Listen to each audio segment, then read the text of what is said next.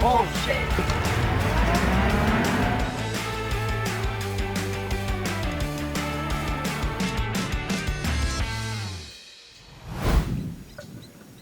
Having a shit.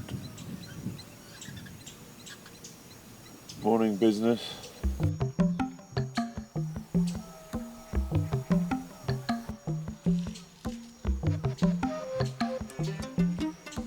We've just started out on our game drive.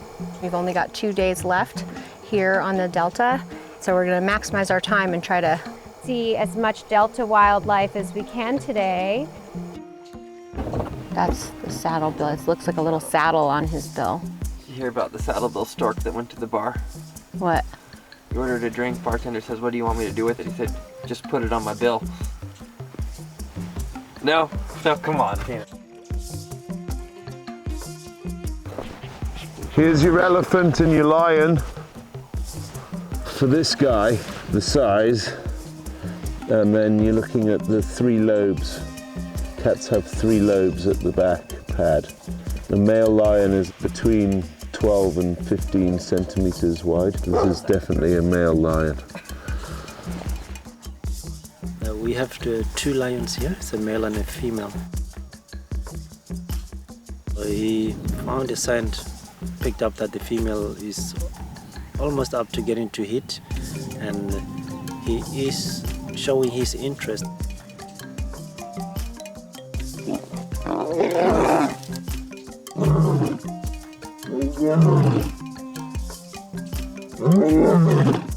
At the moment, nothing much is actually going on, but he's still going to be patiently waiting for the female to accept his interest.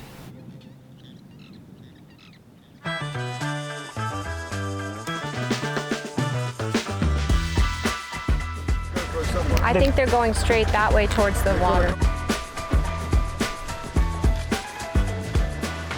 The elephants are crossing the river and they've got this little cute little baby, and so we're going to try to get some shots of them coming across in the sun.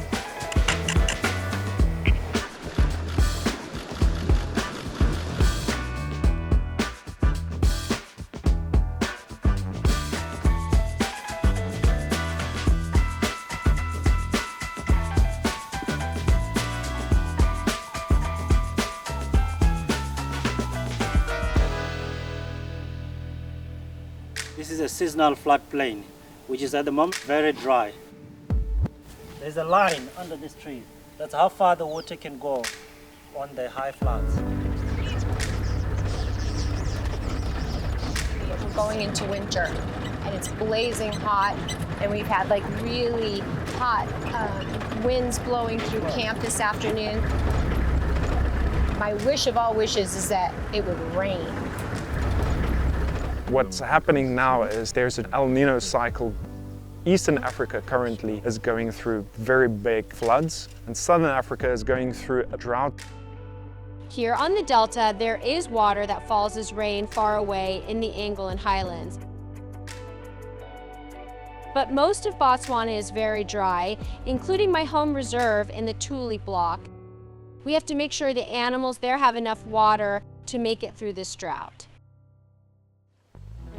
Tomorrow we have to leave the Delta, so tonight we are going to say goodbye with one last celebration in this beautiful place. What do you want, toilet?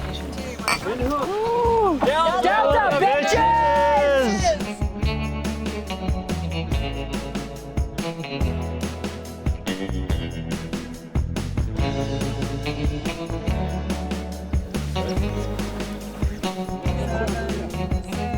Last breakfast on the Delta.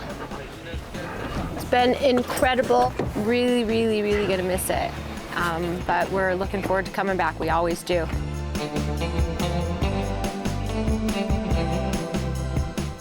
I'm feeling kind of melancholy. I'm happy, but a little sad to go back.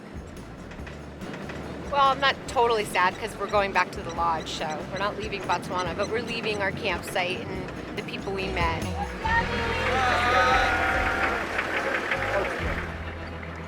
It'd be nice to just be here all the time, but gotta get back to work.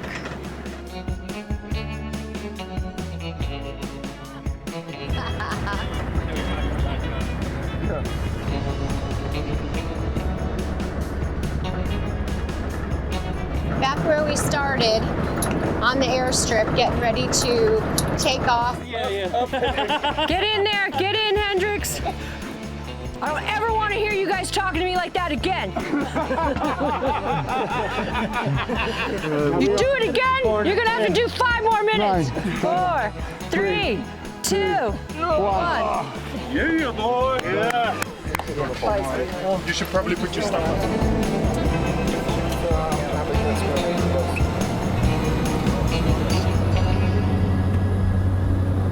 This has been an incredible safari. Even though I miss the Delta whenever I'm not there, I can't wait to take this inspiration and put it to work helping the animals back at my home reserve.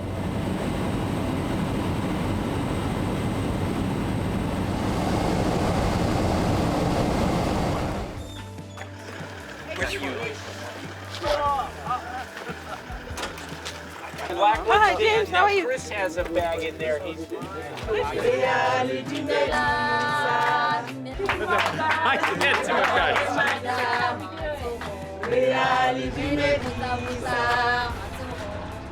So here on our reserve, the boys are working on a borehole project to help the animals through the dry seasons. We are in a semi-arid environment in the Tuli Block. There are drought conditions, so water for people and wildlife is extremely scarce. There's fences along highways, there's fences along borders. You fence the border, the fence goes along the river.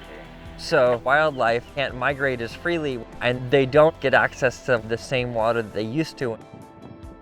You have to supply the wildlife with water. So boreholes need to be monitored, and if we don't stay on top of those numbers, we might get a surprise where the borehole is not capable of pumping water for the wildlife. There was some old farms in the area that have been abandoned for 50, 60 years. The farm is long gone, but the boreholes are still there.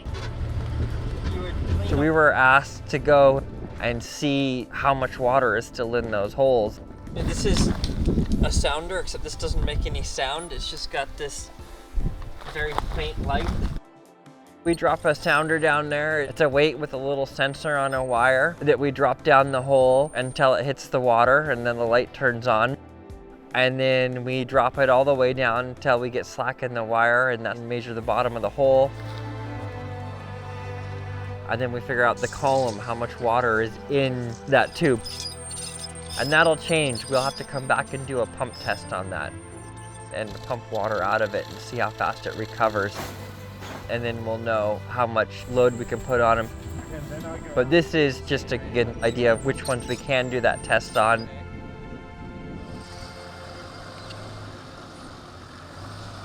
Oh, that's a dazzle. It's a dazzle of zebra. Hey guys.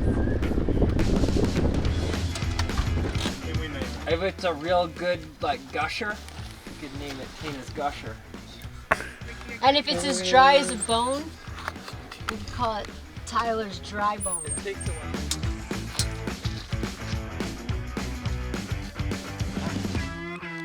Did we 555, and then how much did you get there? 200.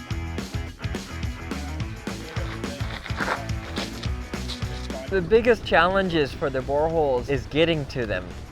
From the government, we have the GPS locations of all the ones that were recorded, and then a lot of them weren't recorded or were from before there was records. All humans able to direct us to boreholes that weren't on our charts. This reserve is formed by different old historic cattle farms. And my grandfather drilled a lot of those boreholes that was giving drinking water to the cattle. So we knew, okay, there was an old cattle post there, one there in the north. This one is called Tukis, this one is called Maxpan, according to whoever was staying there at that time. Boreholes should rise above the surface a foot or two to keep stuff from washing down there. Oh, scorpion! He's like, you just fucked my whole bitch. Good thing I didn't pry it up with my fingers. Look, it looks like this one has rocks dropped down it. Some of them are totally dry, some of them have been sabotaged and filled full of rocks for various reasons. This one's easier to kick. A lot of the older ones here are not capped. You know, you don't want a mongoose to go down the hole and get stuck down there and die and contaminate your water source. What we've done temporarily is just set rocks. I was shocked to find there's quite a bit of water out there in these old boreholes. They're still viable.